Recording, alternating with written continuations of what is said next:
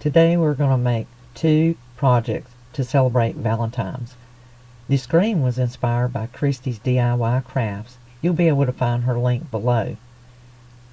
This will adorn our door, and the next project is the mailbox, and we're going to put our love notes in here. Come along with me.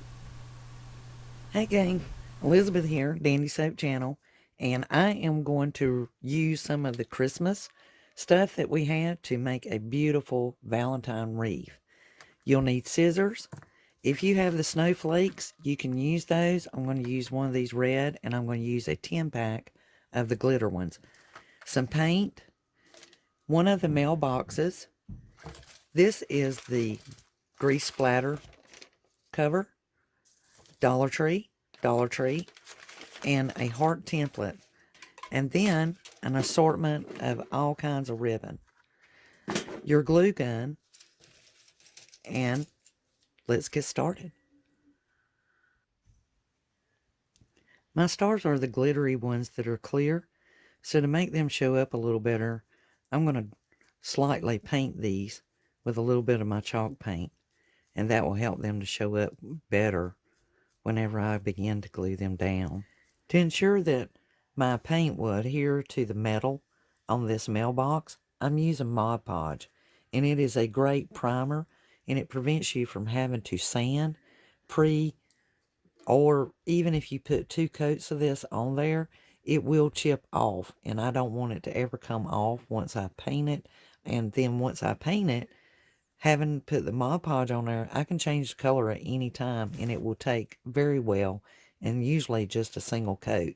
But even with 2 coats, it will cover this mailbox, but eventually just handling it and touching it, that can chip off. So to prevent that, I'll put Mod Podge on, put my layer of paint, and then to seal it in, I can put another layer of Mod Podge. To make it easier for me to locate my heart, I situated it where I wanted on the back of my grease splatter screen and just taped it on there so that when I'm working on this side with the snowflakes, I'll be able to find my heart. Using the Tuscan Red chalk paint, I had painted my snowflakes white, and then I took my brush and just hit the outer edge with the Tuscan Red. So before I decided to glue my snowflakes down that I have trimmed out with the red, I've laid them on top with my template taped underneath. And that way I can check and make sure that everything is sizing up just the way I want it. This is the best time for you to decide if you are liking the look of your heart.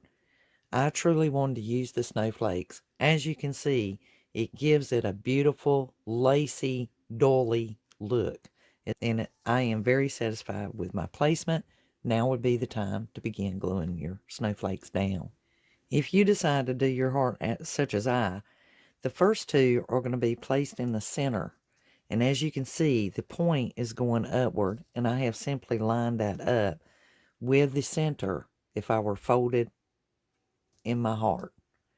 And these 2 will be situated as so right in the center of that. These will be the first 2 that I glue down. The next 2 snowflakes right here are basically being used to fill in this space and to line up this point with this point. As you can see, this is the more flowered outside of the snowflake, where the smaller spears are turned inward, and these are pointing outward. And just fill in your space and keep your heart covered and lined up as best you can. To make my arrow that goes through my heart, I've laid one of my wooden dowels or skews angled from the handle upward. So this way I know that the point of my heart needs to go here. And then of course the end of my heart will be here. Taking one of the red glitter snowflakes, I'm going to cut it in half. What I will do is I will cut off the outer pieces on these sides to make an arrow. I now have my arrow made. I can place that aside, and the other half that I cut of the snowflake, will be using this for the sides of my bow's tail. I'll simply take and just clip these apart from each other, and that will help me make my arrow. And I'll glue these here as such to each side. You'll need an additional one to make yours come down further. To make the feathers that go on my bow, I'm going to go ahead and glue those to the handle. I have a single ice cream stick that I figured out I need in order to make my point for my arrow. You'll need the whole ice cream stick because you'll be gluing it underneath your screen and you'll be attaching your point to it. So it'll take the whole length of that ice cream stick. Only one. Now we've made our beautiful heart wreath on our splatter pan. Now the next thing is to move on to our mailbox.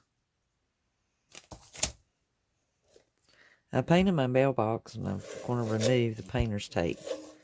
This will allow me to be able to work with my mailbox. As you can see, I taped mine off so that I could enjoy the red and the white stripe that's running around it, as well as the white trim on the lid. And now I can decorate my mailbox and establish it on its stick. I picked these sticker letters up from the Target dollar spot. They had these at Christmas and here at Valentine's.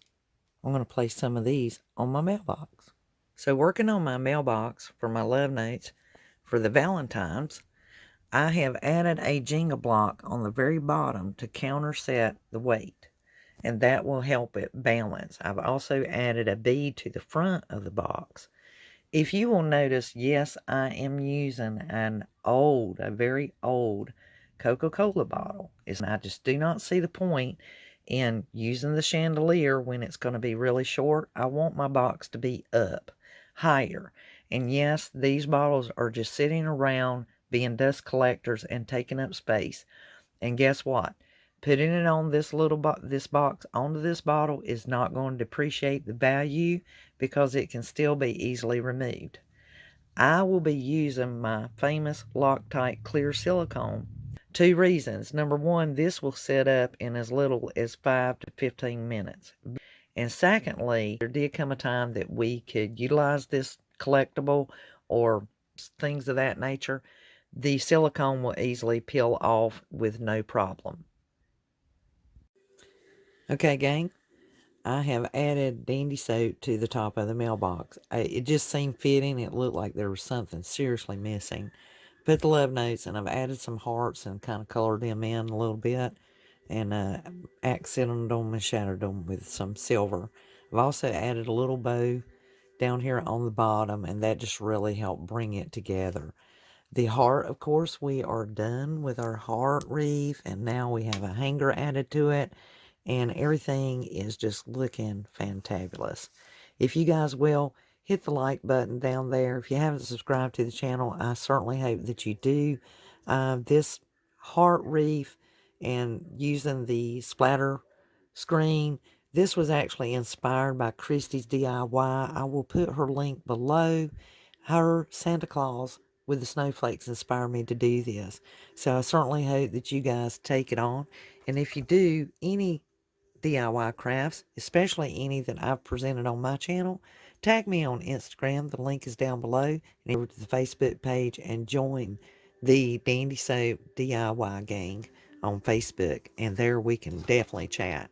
Leave your comments and so forth down below. I'll respond as quickly as possible. There again, thank you so much for coming along. I certainly hope you guys enjoy it. And I will follow with some very good shots and photo and a short video of the finished items. That way you can get a better view. Until the next DIY, this is Elizabeth saying, have a wonderful, dandy, crafty day. And I'll see you on the next DIY. Over and out.